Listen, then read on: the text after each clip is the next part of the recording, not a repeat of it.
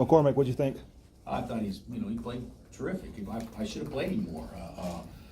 He was our, best offensive player in the first half, and made some good, strong moves. And the first move he had, he didn't go to his left-hand jump hook and ended up taking a bad shot. But after that, I thought he was really good. What's that chemistry like with him and Diedrich right now? Is that developing a little bit? I think so. David's not the type of athlete that Diedrich can just throw it up to and things like that. But David does some things I think better than Doak. From a skill set standpoint, but certainly, the one thing that we got to all do is, we just obviously don't defensive rebound the ball. In Vital, once again, wore us out. But I thought David and Mitch, if you're going to get 16 and 9 out of our 5 men, we'd sell out for that, each and every night. You mentioned the rebounding. It seemed like Diedrich responded after he got hit in the face there in the second half. Had a much better before sort of. Yeah, I think that's probably right. Diedrich gets numbers. He had 23 and 14 tonight, and I told him after the game that should have been 32 and 18. He missed a lot of bunnies in the first half. He got 7 good looks in the first half that he didn't make. That we'd sell out for that every day. I actually thought our offense against their zone was the best it's maybe ever been, but we missed a lot of easy shots. It was a boring game, not a lot of flow, but we were able to keep them at arm's length the entire game. But the reality is we had a chance to put our foot on the throat a little bit and let them off the hook. What was your message to Diedrich at halftime? Just being very candid to see you got to be better than this. You're better than this, and I don't know. I don't know how second half started out good. I think we went on a 4 or 6-0 run and got a little bit of space between us. But Diedrich's going to get numbers, and he's a great free throw shooter. And whenever it becomes a free throw contest, you got to like it when he and Devon are shooting the vast majority of them. Although Devon didn't make them tonight. You got a couple of lob dunks to post shot. What did you think of your execution there? On those 2 plays, yeah. I thought pretty good. When you play against a zone, at least this is my experiences.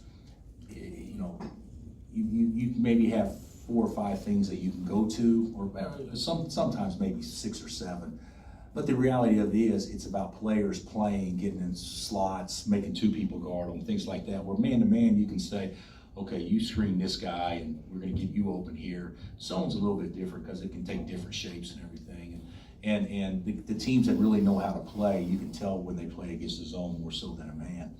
And I didn't think that we were anything exceptional, but I thought we were pretty solid, and I thought that we executed those 2 plays pretty well. And I think Hugh made both passes, which were good. But we didn't run many plays, but when we ran plays, we got exactly what we wanted today. We got a Diedrich scored over the top there late, which was important, and so we executed okay. It's just that the game just didn't have any oomph, which obviously is a little disappointing being our last game this year. With postseason play coming, do you like the way you guys are playing? Have you thought about it, or? Have I thought about it? Yeah. I mean, Hell, they pay me to think about it. no, but I mean, I know the season just. Yeah, I thought about it. I actually don't really think that I'm in love with how we're playing, but I also don't think that I'm, ultra concerned with how we're playing. You're going to be concerned this time of year because from this point forward, it's one and done, so to speak, if you lose in both tournaments. For us to go win the tournament in Kansas City, we're going to have to beat 3 teams that are all quadrant 1 teams and all that stuff. And so, it's going to be hard to do. We know that with playing guys as many minutes as we played them, but we've done it before, and we did it last year, and certainly, we're capable of going over there and put together a nice run. I think it'll be good for us to kind of get our battery recharged. Whether I want to admit it or not, it's deflating not winning the league. I mean, it was deflating to them not winning the league, even though we end up not being in the game to win the league because we lost by 2 games. But I think a little bit of time between that and the next thing will probably help us a little bit. Was that an important part of today at all, just regain that confidence after the other night? Even if it is. Yeah, I think the important, you know, today to me was a seed game. It wasn't didn't mean anything for the league. We were gonna play Texas no matter what in the first round. But it was a seed game that you're not gonna improve your seed if you win, but you can certainly hurt your seed if you lose. And so that's kind of how I looked at today. What's it gonna be like for you just in the postseason to have, take such a young team into this? You know, we've actually taken some young teams before, but I don't think we've ever started 4 freshmen in the deal. So you know what? I don't know. I mean, it's 51st dates.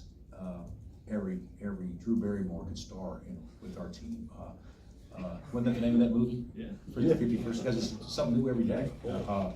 And so I think that I don't really know what to expect, but I'm excited to see whatever happens. You know, I still think there's a level we can get to that we haven't got to yet, and so you know, hopefully we'll peak at the right time.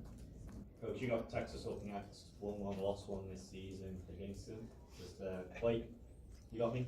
You got a different hairdo. I do. But what are you expecting from Texas? I think Texas is probably as talented as just about anybody in our league. You know, they got good guards, and they're young too. You know, Coleman's a vet and he's a sophomore. But you know, Osikowski is obviously the most experienced guy, but you know, Jackson is probably as good a prospect as there is. You know, in the country. You know, outside 3 or 4 guys, and so they could easily go to Kansas City and have success if they play well. We've got to do something to make them play bad, and that's what's been a little bit disappointing to me is that we just don't do that consistently like we can.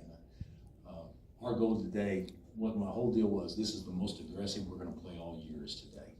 Both ends, attack mode, let it go, you know, and we start the game out by letting our guy catch it wherever we wanted to. So it's just we've got to change. We've got to change some of those things. How would you just for somebody that hasn't been here, how would you describe just this the season? Just, I mean, it seems like it's been very eventful in about every way you could imagine. Where are you from? New York, Con. Okay, so I actually think it's been a good year. But to me, you can't have great years unless you do something that is championship type worthy. At least with our situation, and I think our ceiling isn't as high as what it could have been if we had our full complement of guys. But I also believe that without those full complement of guys, I'm not sure 23-8 is a bad record. The thing that's disappointing to me is that we haven't played as well in some opportunities to win some games away from home, like past teams have here. But I think we've had a pretty good season. But whether it's a good season or not a good season will all be determined in the next 2 to 3 weeks.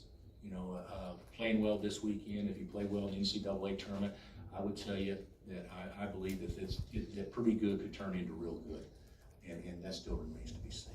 Do you think Diedrich should get Big 12 Player of the Year? He's been. I think Diedrich's the best player in our league. But I'm not sure that that's always the reason why guys win awards.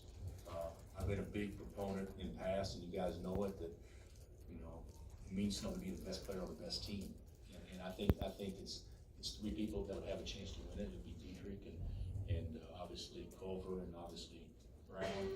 And I could make a case for Diedrich, but I could also make a case for the other 2 as well. So I hope he does, because selfishly it'd be great for him. It would probably guarantee his jersey getting hung in the rafters, being a Big 12 Player of the Year, that kind of stuff. But the reality of it is, I mean, those other 2 kids are deserving.